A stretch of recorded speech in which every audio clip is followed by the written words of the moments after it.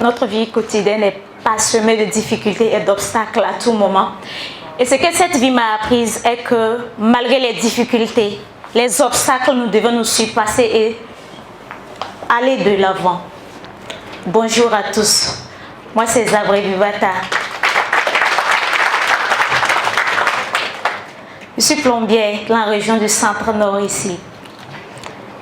Et je suis fièrement plombière. Je suis fière de dire que je suis plombière. Parce que généralement, c'est des métiers toujours réservés aux hommes. Mais moi, je suis plombière. Voilà, donc, pour commencer, c'est que toute chose a un début. Et bien évidemment, moi également, je suis passée par différentes étapes pour être là aujourd'hui. Et avec vos permissions, j'aimerais un peu vous raconter l'histoire de mon début en plomberie. C'est que tout a commencé quand je suis tombée enceinte, malheureusement en classe de CM2. J'étais vraiment mineure. Comprenez, oh, c'est les hommes là, ils sont méchants. Ils sont méchants, des petites filles comme ça où ses parents comptaient sur elle là. Ils ont tout fait pour gâter la fille là comme ça. Donc, aidons-nous. Donc, comme je disais, ça a été vraiment un coup dur pour moi. Ça a été un coup dur pour moi.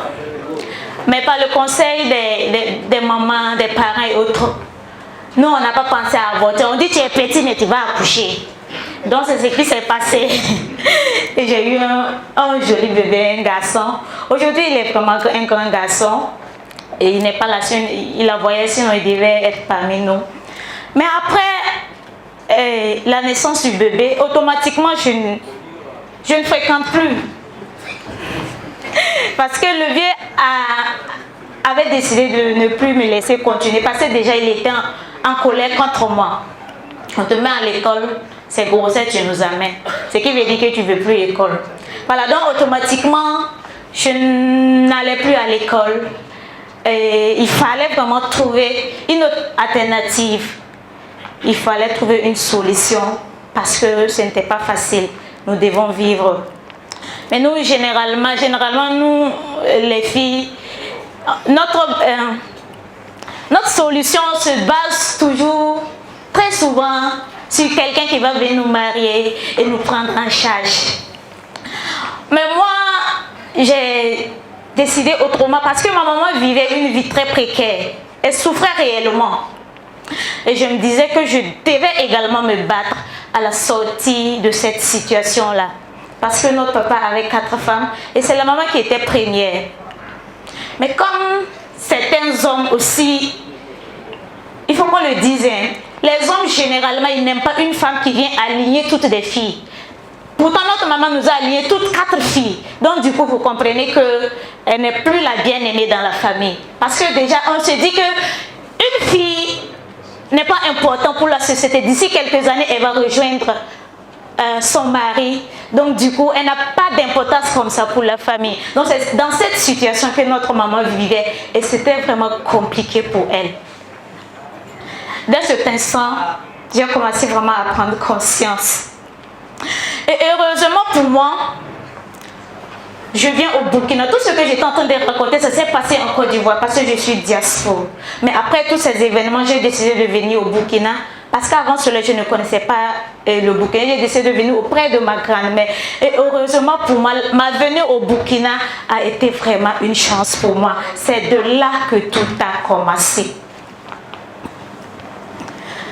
Arrivé juste la première année, quelques mois après, nous avons appris la nouvelle de la formation en plomberie qui était au centre ANAS, Association des artisans Nakor-le-Zanga du San Mantenga. Et j'ai appris la nouvelle par le biais d'une tante qui travaillait là-bas. Et heureusement, j'ai pu suivre la formation de 2 ans. C'était une formation à tube dual. On fait 2 jours au centre et les autres jours, nous sommes avec les patrons sur le terrain.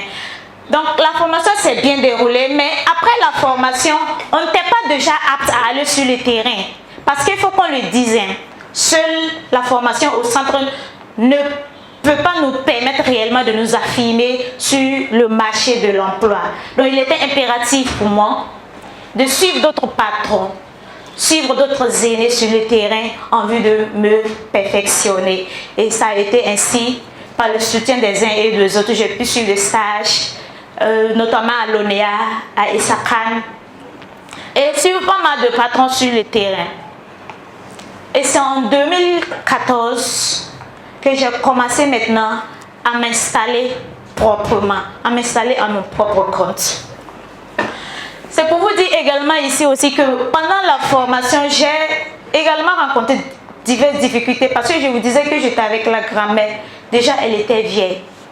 Mais après le centre, moi, je revenais au marché. Soit, je vendais les trucs pendant les périodes. Si c'était la période des arachides, c'est ce que je faisais. C'était la période des mangues, c'est ce que je faisais. Pour ne serait-ce qu'avoir 200 francs le lendemain au centre pour pouvoir payer mon benga. Alors en 2014, je décide de m'installer, mais comment? Premièrement, j'ai acheté une clé à griffe à 2500 francs.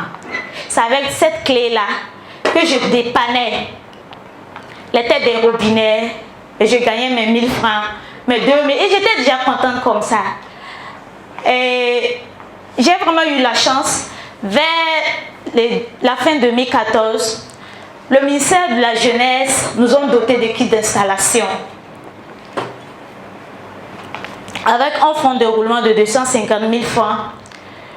Alors je les salue de passage pour vraiment leur soutien à tout moment auprès de la jeunesse. Alors ces kits vraiment étaient composés d'un kit complet qui pouvait vraiment permettre à un plombier de mieux exercer son métier. Et c'est de cet instant-là maintenant que j'ai commencé à m'installer. Mais figurez-vous que ma chance va continuer. Subitement, l'année qui a suivi, c'était 2015. Et ça a coïncidé avec la célébration du 11 décembre dans notre région. Et c'était vraiment une aubaine pour moi. Car en ce moment, il y avait tellement de marchés. Et j'ai profité de l'occasion pour pouvoir m'infirmer. C'est de cet instant-là que les Kayalais m'ont vraiment découvert. C'est vraiment difficile pour certains jeunes, surtout après le centre, après la formation.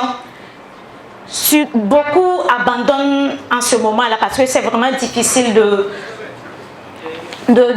s'en sortir, d'avoir le marché. Mais moi, j'ai vraiment eu la chance que ça a tombé avec la célébration du 11 décembre. Donc, il y avait tellement le marché jusqu'à on ne pouvait même plus finir. Et ça a été vraiment un défi pour moi parce que, premièrement, c'était mes débuts. Je venais juste de commencer. Il n'y avait pas assez d'expérience. Mais malgré ça, on a pu tenir. Les festivités s'étaient bien passées. Les gens ont apprécié. Donc, à l'issue de ça, j'ai réussi vraiment à garder un carnet d'adresses. Et jusqu'à aujourd'hui, il y a plein de personnes qui me contactent pour les activités. Mais j'ai une vision que je poursuis vraiment. Ma vision est que dans l'avenir, que je puisse regrouper les différents métiers du bâtiment, les finitions, travaux de finition, les travaux qui vont mettre la maison en valeur, notamment la peinture, l'électricité, et j'en passe. Et déjà, je suis déjà dans le carrelage. À plus de la plomberie, je fais le carrelage. Nous avons le carrelage en vente et nous faisons également aussi la pose. Donc, j'y vais pas à pas. Et je sais que grâce à Dieu et à votre soutien, je vais y arriver. Ma vision est que d'ici dans 5 ans, dans 10 ans, quand on va parler dans le BTP, une femme qui fait de la qualité, une femme qui impacte sa génération, on peut citer également le nom des arbres Bibata.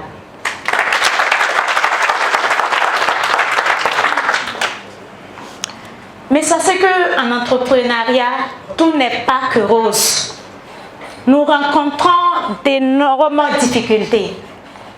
Il ne faut pas qu'on se flatte. Il y a d'énormes difficultés dans l'entrepreneuriat.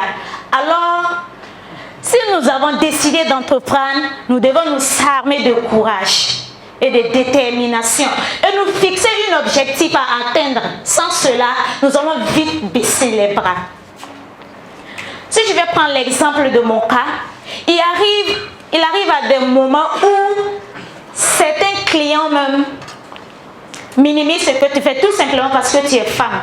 D'autres même te disent clairement que ce que tu fais là, tu n'es pas à ta place. Ta place est à la cuisine. Et c'est des...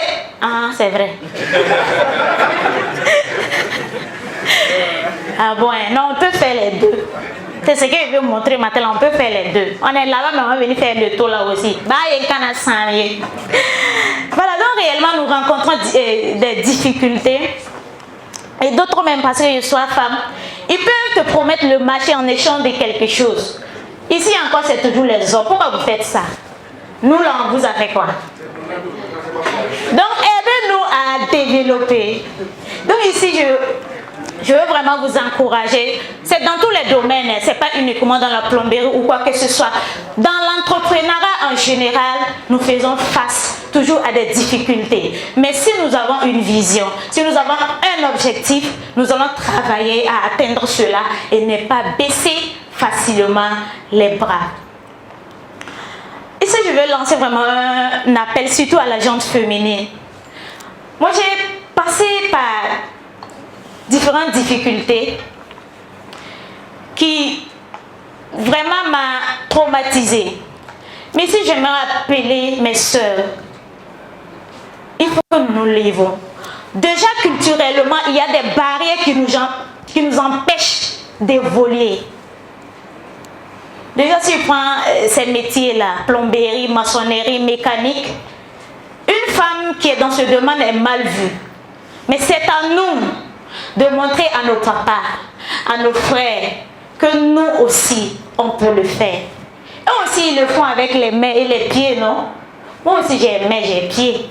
Alors, si c'est le taux à la maison, là, nous, on pourra concilier les deux. Parce que les femmes sont généralement fortes lorsqu'elles se décident à faire quelque chose. Elles peuvent faire plusieurs choses à la fois.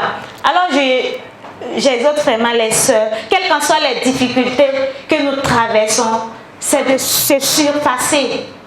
Et ne pas laisser ces difficultés-là mettre barrière ou de briser notre vision. Et à tous les entrepreneurs ici, c'est comme je le disais, quelles qu'en soient les difficultés, nous devons vraiment aller de l'avant. Et ici, je profite maintenant de lancer un appel à nos autorités, surtout à notre ministère de tutelle qui est représenté Monsieur Nikema. C'est vraiment de travailler à valoriser l'entrepreneuriat. Dans notre culture généralement, ce sont les ratés qui entreprennent. Ceux qui ont échoué à l'école qui entreprennent. Et ça ne doit pas être le cas. Ce qui fait que beaucoup de gens sont toujours réticents. Si ce n'est pas parce qu'ils ont vraiment cherché d'autres points issus en vain qui reviennent. Alors, nous lançons vraiment un appel. Si vous pouvez vraiment nous aider à mieux faire la promotion afin que quand un jeune se lève, qu'il puisse choisir librement d'entreprendre et ne pas penser que c'est parce qu'on a échoué à l'école qu'on vient maintenant pour entreprendre. Et je ne vous dis pas, c'est vrai que j'ai laissé les bancs en classe de CM2, mais j'ai pu poursuivre mes cours parallèlement. Et aujourd'hui, j'ai le bac. Peut-être que vous avez suivi la vidéo. Voilà, j'ai nourri vraiment l'ambition de continuer à l'université si toutefois mon temps me permet. Donc voici là un peu le message que j'avais vraiment à partager. Je vous remercie.